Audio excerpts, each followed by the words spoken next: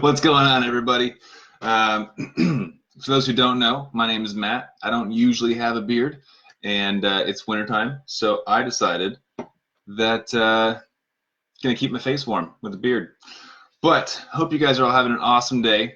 I am hopping in today to go over a little bit of the Healthy Habits Challenge, which is the free resource that we at FTF Warrior created for people living with diabetes. So essentially, over the last year, maybe even year and a half, I had a chat with a doctor who's living with type 1 diabetes. And I was like, hey man, how about we create a free resource? We make videos and give some homework. We have chats and create this cool program where we give people good resources for how to take care of their diabetes. He's like, cool, I'm on board. And he's living with type 1 diabetes as well, which is awesome. And then I went to a nutritionist and said, hey, you've literally studied nutrition for like 5-6 years, and you're also living with type 1 diabetes. Can we make something cool to give to the diabetic community for free?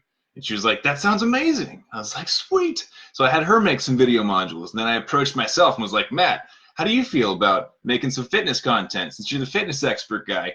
And we can really help the diabetic community out since you're also living with type 1 diabetes. And then I said, sure, that sounds great. And then the other guy was like, yeah, it sounds awesome. And so the Healthy Habits Challenge came to life. And over the last year, we've had fun putting it together. I got to meet up with these incredible people, film some content, and for a lot of you, if anyone who's on our email list or if you saw the posts in this group, you may have already actually joined and gone through the Healthy Habits Challenge. So I want to jump in today, since I mentioned it on our Instagram, our Facebook. I threw in a bonus for everybody who signed up this week, / anybody who's just in this group and wants to go through it. That bonus is alive, going through the day 1, day 2, day 3, and doing live Q&A on those topics as well. So to give a brief introduction, my name is Matt Vandevecht. I am the co-founder of FTF Warrior. My wife and I started FTF Warrior essentially as a health and fitness coaching company for diabetics specifically. So I'm living with type 1 diabetes. I just passed my 10th year, my decade with type 1 diabetes. And actually, why not show this guy off?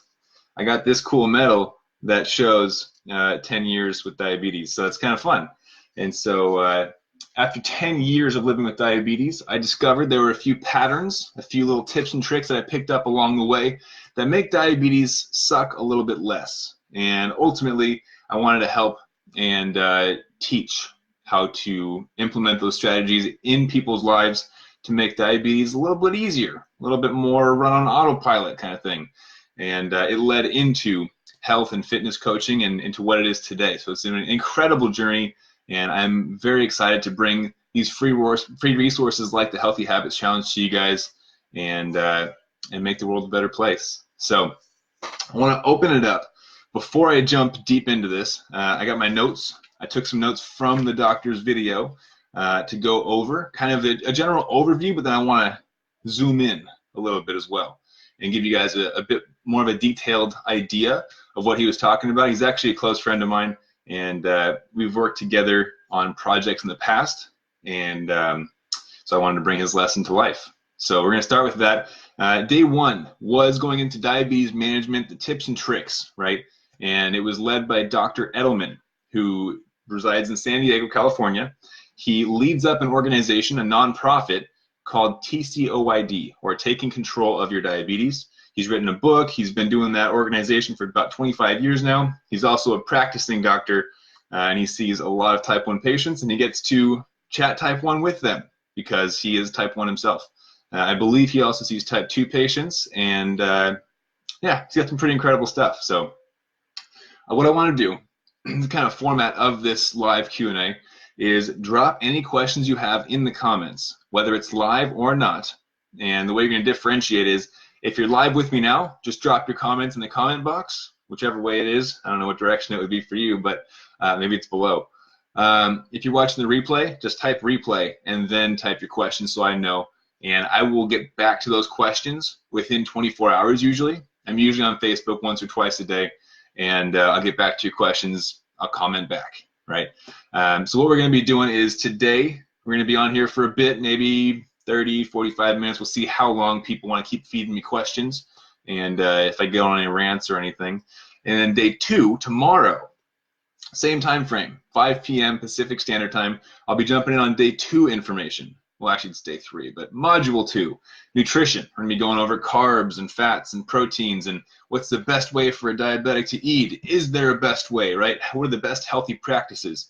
And then day 3 on Sunday, slightly different time. It's going to be in a different place, too. This one's going to be more of a secret webinar. So this is going to have a link in Zoom. And we'll go through that. That's a webinar on the exercise and diabetes front, where my specialties come into play. I am also a nutritionist and certified personal trainer, but I like to focus on the exercise portion. It's my favorite. So that will be Sunday at 3 p.m. Pacific Standard Time. So if any of those days are more important to you, or you want to prioritize certain days over others, those are the time frames. Today and tomorrow are in the Facebook group, 5 p.m. Pacific Standard Time. Sunday is at 3 p.m. Pacific Standard Time, and that will be a webinar format, okay? So it's going to be a Zoom link. I will post a link in this group, and it will also be emailed to everybody who signed up for the Healthy Habits Challenge. So now that we've gotten all that out of the way, I've been talking my face off for like 6 minutes already. Gonna open it up and kind of chat about day 1, lesson 1, right? So Dr. Steve Edelman, chatted about a few basic strategies, and he kicked things off with a term that, well, he called it glycemic control, right? And glycemic control is a fancy way of saying managing your diabetes, managing your blood sugars. The better we can do at managing our blood sugars, the better chance we have at staving off diabetic complications. Now, what are diabetic complications? I'm assuming you've heard that phrase before. I know I have. When I was first diagnosed, literally, I went into the hospital. They told me I had type 1 diabetes after being tested and all that. And the doctor came in. He said, "Matt, you have type 1 diabetes." I was like, "Great. It's only the night before Christmas Eve. You know, Merry Christmas to me, right?" And he said, "You are going to develop diabetic complications." Notice that keyword. He said, "You are going to develop diabetic complications." I said, "It's only a matter of time, and you can't have sugar ever again," which neither of those are true, by the way. If you're paying attention, if you know anything about that, neither of those are absolute truths. They have some truth in them. Well, sort of. You can still have sugar.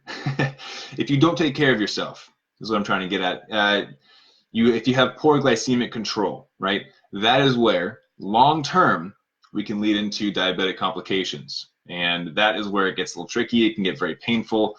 The quality of life deteriorates, right? It becomes a bit more of a struggle. And so what we want to do, if we're able to, is use preventative care. What that means is we start taking care of ourselves before the problems arise, which is difficult to do sometimes. It's like fighting an invisible battle that you're already winning, but if you stop fighting, you're going to start losing, right? We don't want to lose, so we got to keep fighting.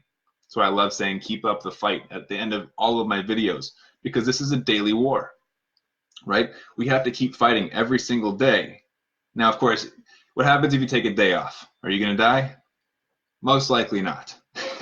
It takes a long time of ignoring your health for these things to catch up with you, but in order to best prepare for our future selves and stay healthy long term, we do have to keep up the fight. We have to keep fighting this thing daily. So that's why I mentioned that. But I have my notes right here. I'm going to go off of them. He talks about the glycemic control and how important it is. And he says that research shows that the duration and severity of hyperglycemic, right? Hyperglycemic means just lots of high blood sugars. There's hyper and hypo, okay? So hyperglycemia, high blood sugars, the duration and severity of the high blood sugars, in other words, if you have a lot of high blood sugars, will determine the rate at which you develop diabetic complications. A little bit scary to think about, especially if you haven't been controlling your blood sugars, but does not mean that you can't turn it around today, right? There's a huge amount of success that you can have in just changing a few healthy habits. And that's why we call it the Healthy Habits Challenge. Super fun, seeing the possibilities that lay ahead, right? The amount of change that you can incur just by shifting little bits and pieces throughout your day, throughout your morning even, just small little changes.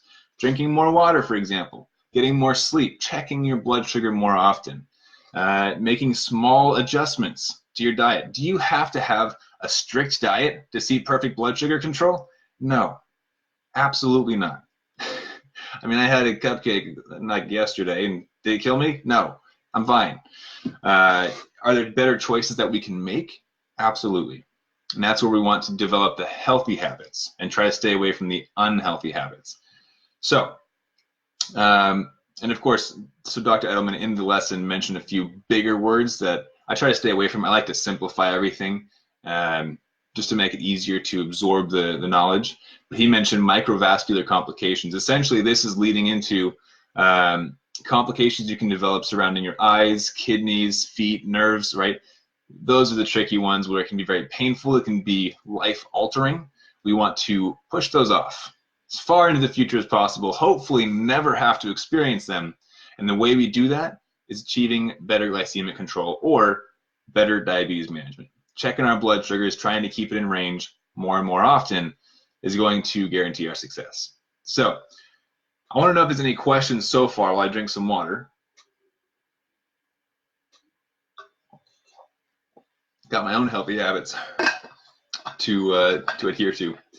So the first lesson he gave is that who has responsibility for taking control of your diabetes? Ultimately, whose job is that? It's you. It's me. It's ours.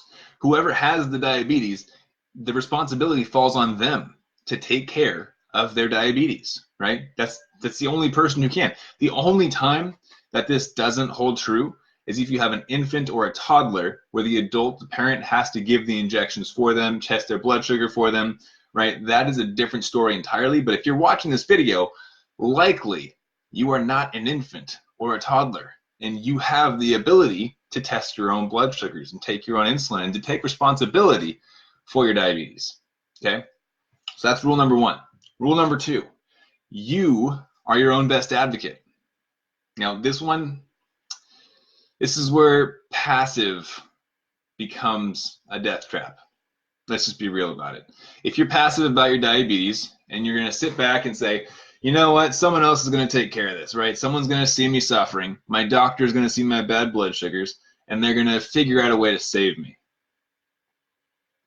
So tell me this, who is the one that struggles and suffers when you have bad blood sugars? Does your doctor suffer? Does your wife or your husband suffer? Do your friends or family suffer? No, nobody else suffers except for you. I mean, they might suffer like a sub-level, right? They suffer because they see you suffering, but you experience the direct effects of poor diabetic control. And so if you're not testing your blood sugars, if you're not seeking out the best care, you are ultimately the one that suffers. And it's kind of a hard truth to swallow, but understanding that you are your own best advocate means that you do have to go out, find the best doctor or endo that you can find. Find the best insulin or supplies or tech or blood sugar testers, whatever it is. Ultimately, that responsibility rests in your hands. It's not a fun thing to talk about, but it's very true. You know, I went through a time a number of years ago. I had a difficult is an understatement, a difficult year with my diabetes, and ultimately it fell on me. I got to a place where I was desperate to find a cure. I was desperate for whatever diet was going to fix me, right? I wanted to do whatever it took. And I realized, because at the time I didn't have the best resources, the best medical team, and I realized that the longer I sat there doing nothing, the longer this was going to go on. The longer I was going to suffer, because my medical team has a job to do for lots of people, right? Now, granted, some medical teams are subpar. They're not great, right? Some doctors suck. Let's be real.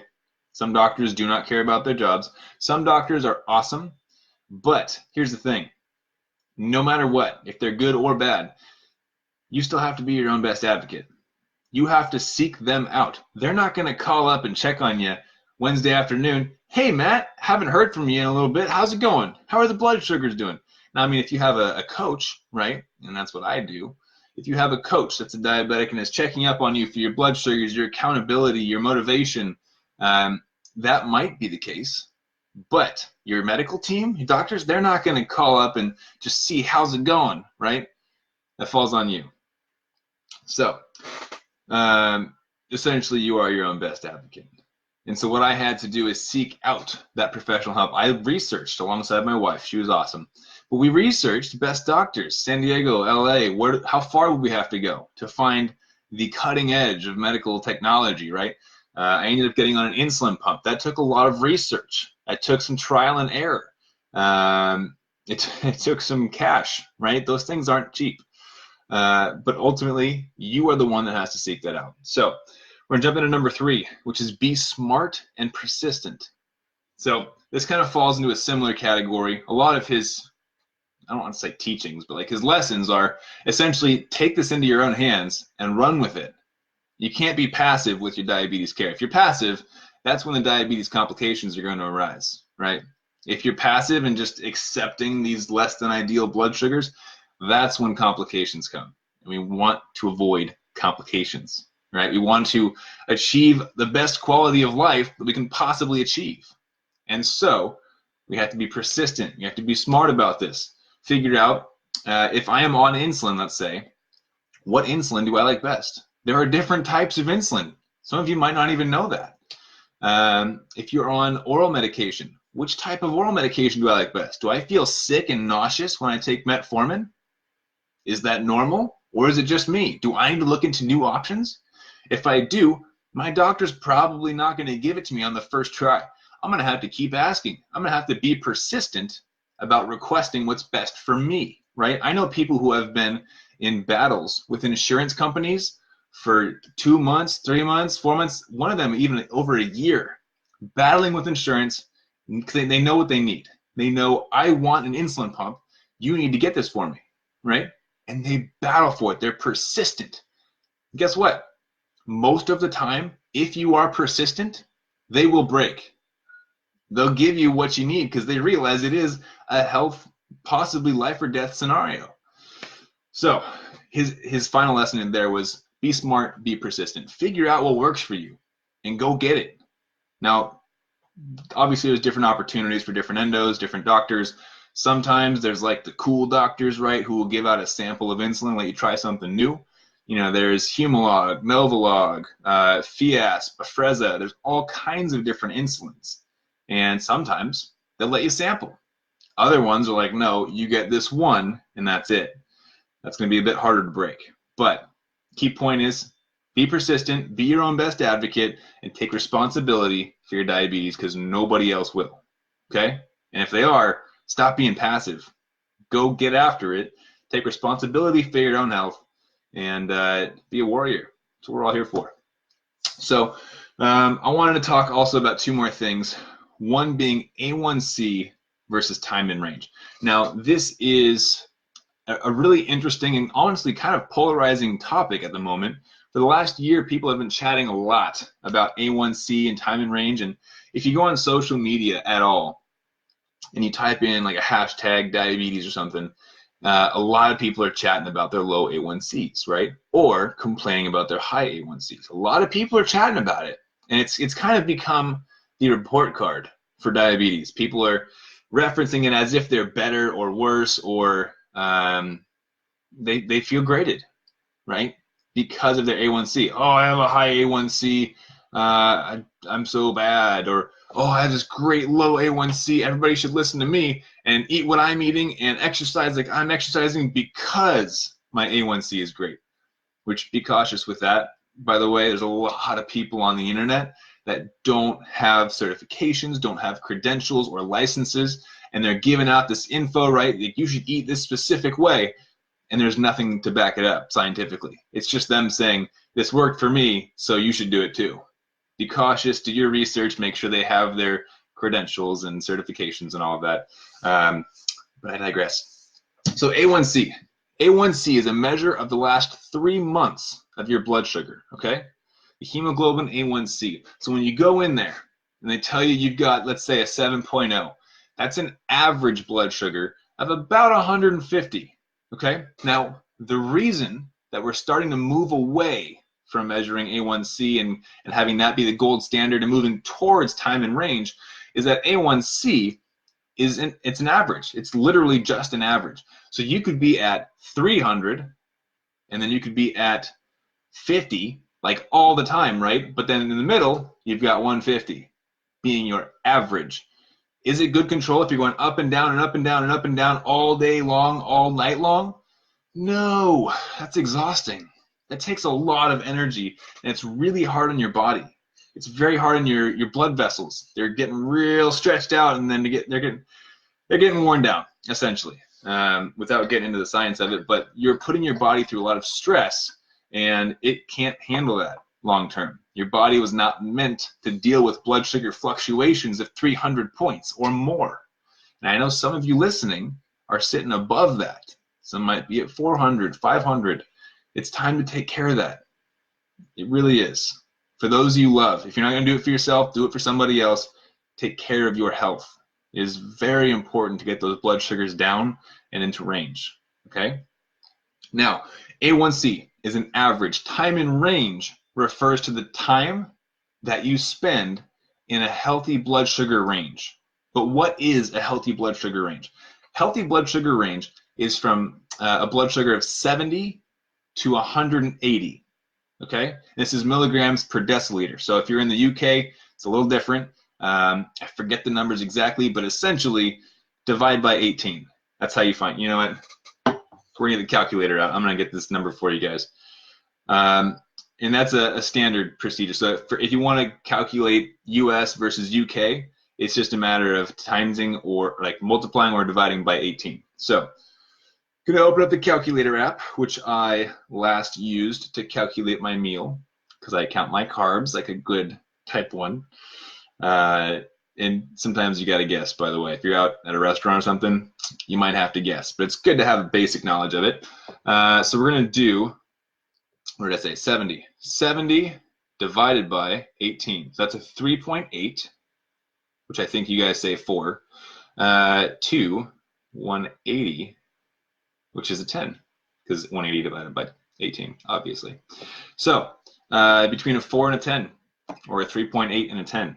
So that is your in range. And I think the perfect blood sugar in the UK numbers is a 5.5, I think. So with that in mind, time in range measures your percentage of the day that you spent in between 70 and 180. So the more time you can spend in range, which they classify as normal, right? Because a normal person's blood sugar can technically fluctuate by that much if they have a big meal. The more time we spend in that range, the more likely we are to avoid diabetic complications of any kind. That's huge. Whereas A1C is an average. You could be shooting up to 500, back down to 30, right? There's huge, massive fluctuations that it allows because it is an average. So as long as your average looks good, then you look great on paper, but we know that's not always the truth. For example, I figured out this way to hack the system a number of years ago. My wife and I are living in LA, and I had just gotten the Dexcom for the first time. Dexcom is a CGM. It's a constant glucose monitor, measures my blood sugars. We'll talk about that in a second.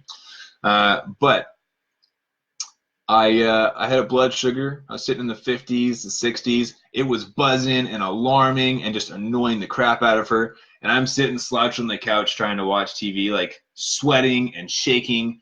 And she's like, Matt, is that a low blood sugar? I'm like, yeah, whatever. Like I can barely talk, so I'm low. And she's like, well, you got to fix that, right? And she wasn't as knowledgeable as she is now. And I was a lot more ignorant than I am now.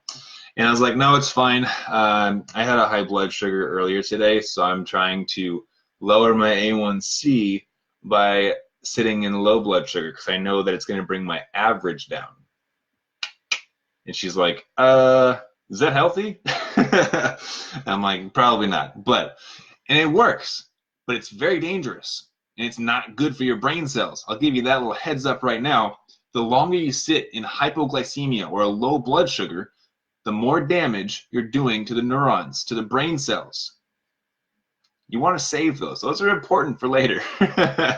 So when people achieve a very low A1C, oftentimes what the endos will ask is, how many lows have you had recently? Because if you have a low average, it's likely that you're going low a lot to bring that average down. So that's why we value time in range, right? Time in range gives us an idea of how much time you spend in a healthy range, not low, trying to bring down your average A1C, but time you spend between 70 and 180. The higher that percentage is it shows a direct correlation with your overall health, your reduced risk for complications, reduced risk for heart disease, all sorts of stuff. So improve your time in range. We're ditching the A1C, right? It's still good to kind of get an idea, but time in range is the new gold standard. So within time in range, this is why I said I want to talk about my Dexcom, right? And I just realized, like my shirt, this is a diabetic organization called Beyond Type 1. They just launched Beyond Type 2 this last year, and they're an amazing organization. I sat and still do sit on the Global Ambassadors Committee for them. They're very cool. Just kind of leading advocacy and empowerment, education, all that great stuff. But CGMs, constant glucose monitoring. And I'm going to try not to rant too long on this, but I am very passionate about this topic, as I know Dr. Edelman is as well. Reason being, we just talked about time in range, right? The CGM, the constant glucose monitor, right here, this is my Dexcom, measures my blood sugar every 5 minutes. I'm going to do something really bold right now. I'm going to show you guys my blood sugars. I have no idea what they're at because I haven't checked in a little bit. We're going to see. I'm going to open up the app because it connects to my phone, which is super cool. We're going to see what we got today. I'll show you guys what it looks like. Ooh, that's not too bad. Check that out. 136, and that arrow shows that it's stable. So if it's arrow down, it's dropping. If it's arrow up, it's rising. Those trending lines are massive for understanding blood sugar fluctuations. Now, initially, this was created for type 1 diabetics. However, it's now available for type 2s. How cool is that? And you guys can see on my graph, right, where I was. A little bit ago, I was a little bit high. That's about 150-ish, 160, I think. And I injected for my meal, came down, leveled out. Now we're doing great. 136. I'm very happy. Oh, now it's 135. Getting better. So this is what a CGM looks like. Every 5 minutes, it updates with my new current blood sugar. Incredible technology. You can't beat this. Here's the crazy part. I haven't had to prick my fingers. I can't remember the last time I had to prick them. I had fingers that were so scarred and so scabbed from testing my blood sugar every day that I didn't even have to play guitar to get the calluses built up, right? Like, it was ridiculous. But now they're baby soft because I don't have to prick my fingers anymore. That's the beauty of the CGM. No pricks. You get unlimited updates. It also alerts me with alarms if I go low or if I go high, so I know I can make a correction right before it gets dangerous. Oh my goodness, I could rant forever on how incredible CGMs are. And this isn't the only one. There's Dexcom, there's Eversense, there's the Freestyle Libre with the Meow Meow connection, which sounds like a cat, but it's whatever. There's all sorts of stuff out there. This is what I was talking about, being your own best advocate, right? Taking responsibility. Only you can look these things up, apply for them, try to figure out if it's covered with your insurance. If it's not, fight for it. It will change your life. This thing will wake me up in the middle of the night. If I have a low blood sugar, I'll eat some sugar and go back to bed peacefully because I know if I go low again, it's going to alert me again.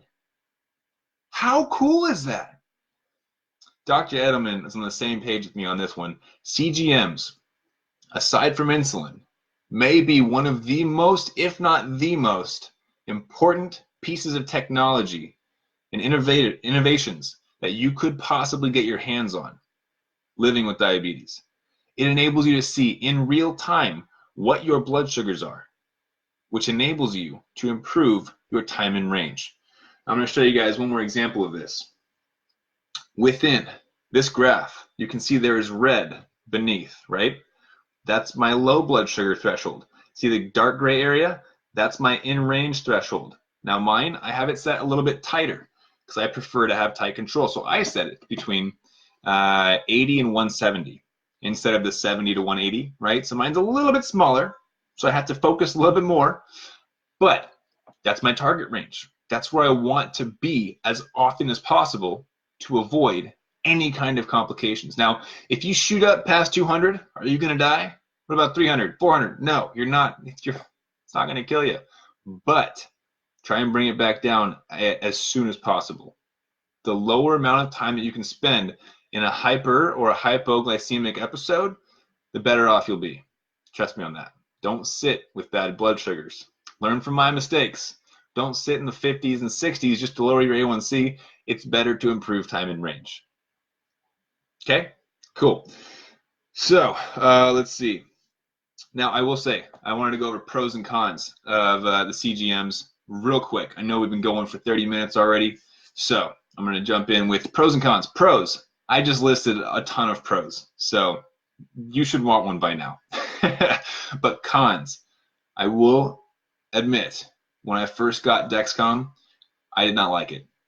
Reason being, it is a piece of technology that you now wear 24/7.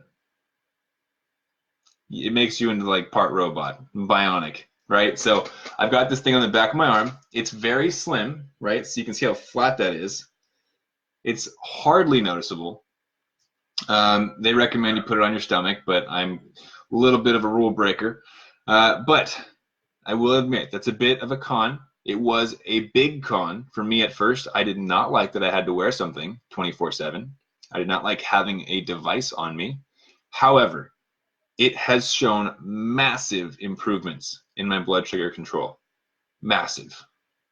It allowed me to get back to living a spontaneous life and being able to see my blood sugars, but still just keep on living my life and not have to worry about going low, going high, all that kind of stuff. So highly recommend it. There are pros and cons. It's up to you if it's going to fit your lifestyle, but ultimately I believe every single person living with diabetes should have a CGM. And it pisses me off that insurance companies are trying to fight against that. My sister and I both had to fight to get these. It's not cool. Now, to wrap this up, I want you guys to add your questions below. I will get to them, okay?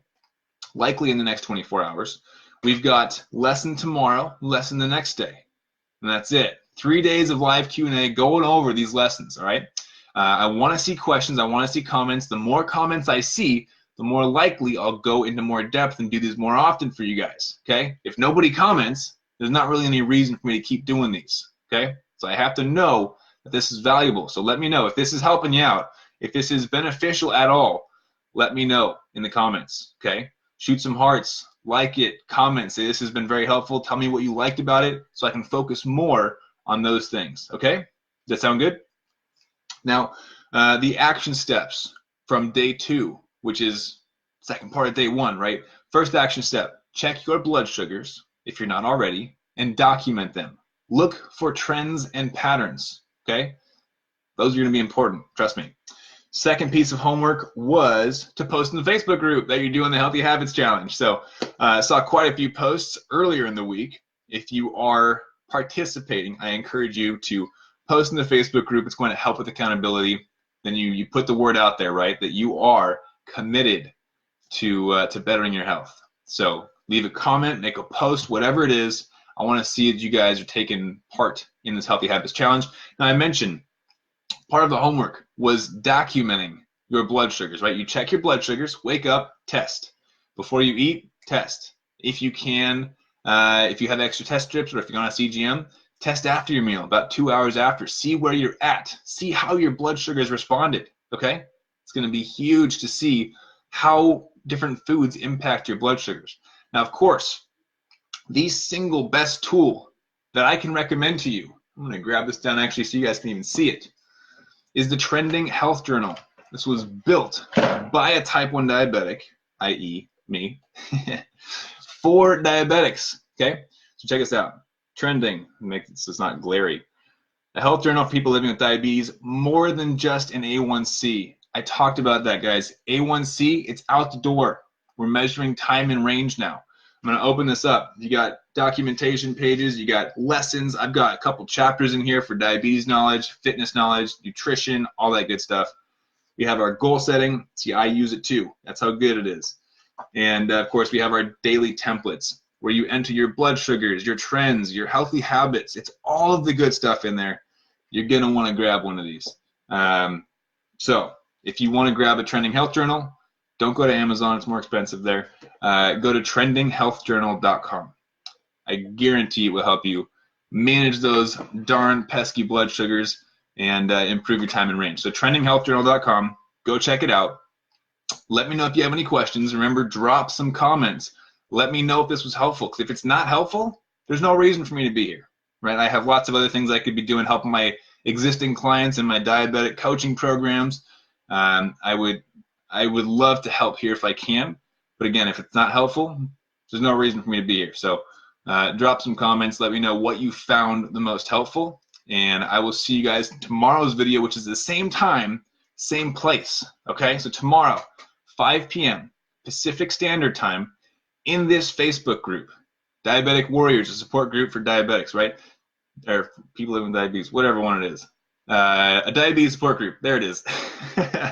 So, same time tomorrow, 5 p.m. Pacific Standard Time, in this Facebook group. Be there or be square. Sunday is going to be a webinar. The link will be in the group as well.